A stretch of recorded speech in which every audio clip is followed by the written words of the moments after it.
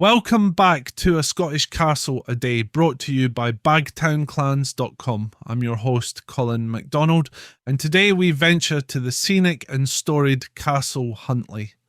Situated on a dramatic volcanic knoll of dolerite in Perthshire, this grand fortress boasts sweeping views across the Carse of Gowrie. Rising about 50 feet above the surrounding countryside, Castle Huntley commands not only the landscape but also our imaginations, as it weaves together centuries of history, architectural evolution, and the lives of the noble families who called it home. Castle Huntley dates back to the 15th century, with its oldest sections featuring the classic tower and jamb design typical of Scottish fortified architecture from that era. Built of sturdy Kingoodie red sandstone, the walls seamlessly blend into the volcanic rock upon which the castle stands, creating an almost organic fusion between the natural landscape and human craftsmanship. The genius of this design is evident in the way the castle appears to grow out of the very earth itself, its stone walls melding with the rugged rock face as if they were always part of the same structure.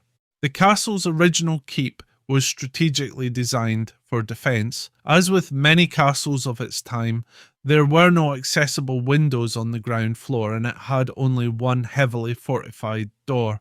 The entrance to the keep was several feet above the rock foundation, requiring either a ladder or a raised platform for entry, further evidence of its focus on security. The stonework around the castle, while not finely cut in all areas, was incredibly durable, designed to withstand attacks as well as the passage of time.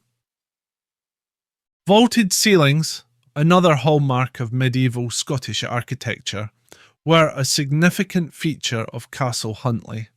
These robust stone ceilings were built with compressive loading in mind, ensuring they could bear the weight of upper floors without the need for timber reinforcements. This technique not only allowed for strong defensive structures, but also created ample storage space in the castle's cellars, where wine racks carved from stone still remain to this day. The cellars, with walls nearly 10 feet thick in places, were also ideal for preserving food and supplies, maintaining a cool, stable temperature year-round. One particularly infamous part of Castle Huntley is the pit prison, a fearsome dungeon carved directly out of the rock beneath the castle. Measuring 12 by 17 feet with a 15-foot high ceiling, this dark, dank chamber was a brutal place of confinement. The only light and ventilation came through a tiny slit high in the wall, and prisoners could only be lowered into the pit via a trapdoor from the guardroom above. Such was the grim reality of medieval justice. Throughout its long history, Castle Huntley has undergone several significant renovations, particularly in the 17th and 18th centuries. The castle was transformed from a stark medieval stronghold into a more comfortable residence for the noble families who inhabited it. In 1660, the Earl of Strathmore, who had taken ownership of the castle, began extensive alterations. Among these changes was the addition of a new doorway on the northeast side of the castle and the development of what is now known as the mezzanine landing. These renovations were part of a broader trend during the post-medieval period, where defensive needs lessened and comfort and aesthetics became more important. By the late 18th century, the castle's defensive features were largely obsolete. In 1776, George Pattison added Georgian wings to the northeast elevation, enhancing the castle's grandeur and transforming it into a stately residence. A central round tower or lantern was added to the roof, raising the castle's height to an impressive 116 feet. These architectural updates reflected the evolving needs and tastes of Scotland's nobility during this period. Gone were the days of constant threat from invaders or rival clans, replaced by the desire for lavish, comfortable homes.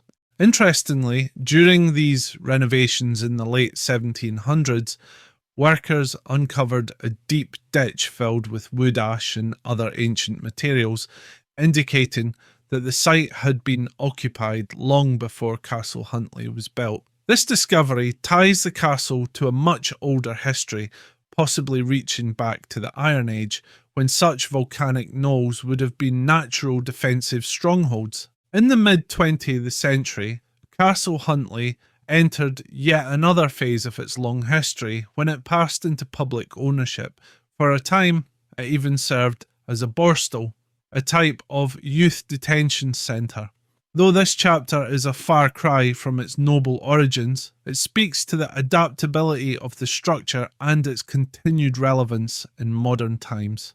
Today, the castle is part of a national effort to preserve Scotland's architectural heritage, ensuring that future generations can experience its rich history firsthand. As we reflect on Castle Huntley's 5 centuries of history, we see not just a castle but an evolving entity, from its 15th century origins as a fortress, through its transformation into a grand Georgian mansion, and even its time as a correctional facility. Castle Huntley has continuously adapted to the changing needs of its inhabitants and society.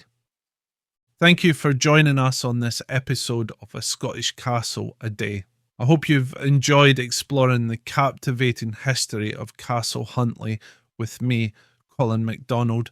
Be sure to tune in tomorrow as we delve into the story of yet another remarkable piece of Scotland's castle heritage. Until next time, Slán go foil.